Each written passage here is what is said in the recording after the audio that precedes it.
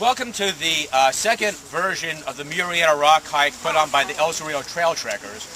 The purpose of Trail Trekkers is to do what Berkeley Path Wanderers did in Berkeley, which is to take a network of existing right-of-ways and trails and to get more people to use them and to improve them. They're generally in pretty good shape, except for the ones that are totally invisible and can't be used at all, or can't be used without danger. So our goal as trekkers is to restore these by working on them ourselves, and or by getting the city to do them. Open space. We're going to be seeing two pieces of privately owned land today, which ought to be city parks. One is the most prominent rock in town, which in the old days you could see it from San Francisco. Today you can't see it even when you're standing in front of it. The other is a large piece of 15 acres with a creek, with trees, woods, adjacent to the city's major park, the Hillside Nature Area. Keep your eyes open.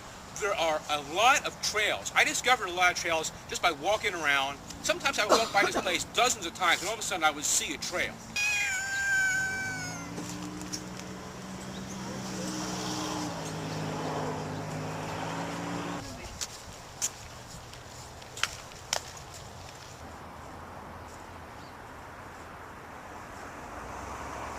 So this is actually a city-owned right-of-way. In other words, the city owns that, and it could be made a trail. I don't know how. Neighboring town, Kensington, has an effort which is similar to ours, except they're actually doing things. They're building trails, and Bryce is the guy who's in charge of it. We're building steps of a similar style to that in Kensington, and we have 14 right-of-ways. They're all 10 feet in width, but we have one big difference. Here, the city owns the paths, and in Kensington, it's unclear who owns them, because they were dedicated by the developer in 1912, and the county never accepted them. Oh. Yeah, this is actually a conservation area all the way up to that first bridge. This hill here we're working on is probably the best natural hill, as far as natural vegetation left in El Cerrito right here. We have a real high percentage of native grasses and other plants right here.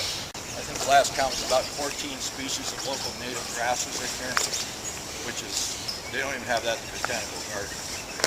This is a really interesting feature right here. You see this collared mortar stone right here? Yeah.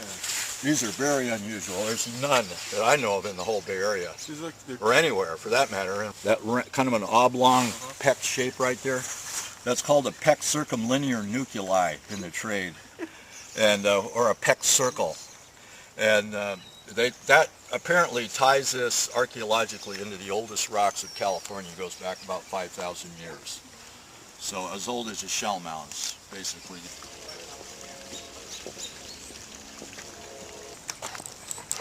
Whoop. Those are all open space. They're owned by the East Bay Park District, Miller Knox Regional Park. Great place to go hiking if you haven't gone hiking up on those places. But in the northern part is look for where one fence ends of one property and one fence ends of the other. And there's a space between. Well, why is there a space between? Okay? To put this trail in, we'd have to either buy permission to use the guy's steps, or put in steps coming down here through this rock.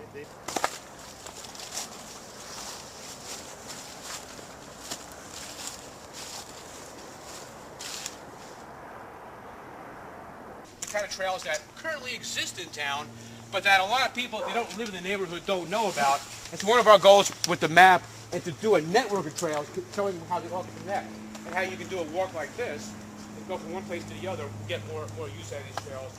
This is the El Cerrito Trail Trekkers. We're trying to bring more attention to these trails. Oh, is that what we call this path? Is a trail? Yeah, come by your house. Well, more than that, it actually has a name. This is the Lagunitas to Tulare Trail. Really? Yes, it is. This is actually there's a number of these trails in town that have 2 or 3 links. And that makes them more interesting, because that way you can actually use them to get from place to place. These were put in originally, especially in Berkeley, so that people could get to, trains and buses. Rather than walk round and round on these streets that kind of twist and turn, you can go straight down the hill on these trails. Well, they don't need a ridge.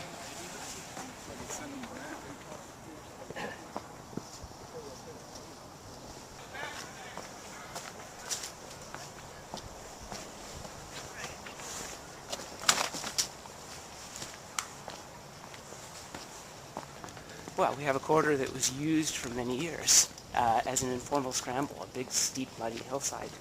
Now we're going in and building stairs. And all of the neighbors love it. 2 of them come out to our work parties, and everybody's happy about it. But the very next segment down, the was blocked for longer, and some of the neighbors have decided they would prefer that it become part of their property. Well, we think it's a little bit greedy to use land that you're not paying taxes on. So,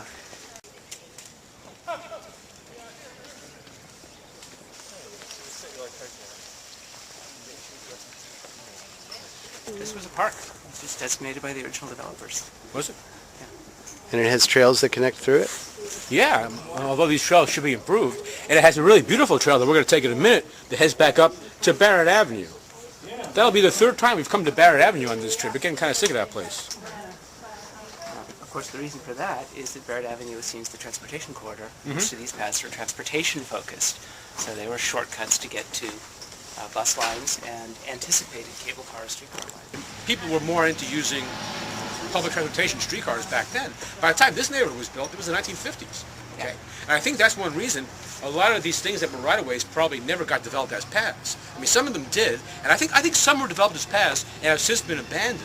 But I think a lot of them were just there as right-of-ways, and they were never used as paths. Yeah, that's exactly what we have in Kensington. So they were designated when Kensington was subdivided, but Kensington didn't start to fill in with houses until 20 or 30 years later, after which streetcars and walking were seen as not very modern anymore.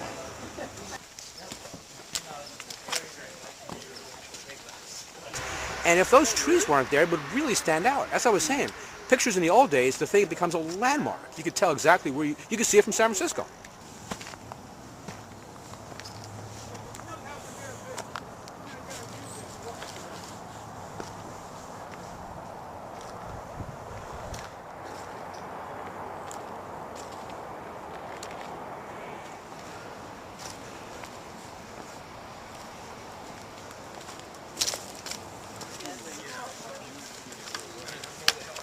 It reminds me of a black chanterelle, but I'm not positive.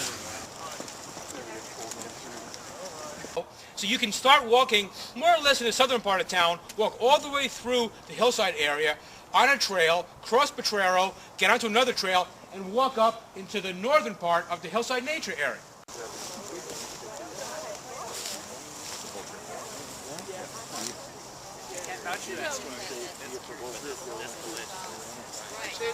Well, what's going to happen to this land? I mean, obviously it needs to be open space. There's not a real lot of open space in El Cerrito. Wildlife habitat.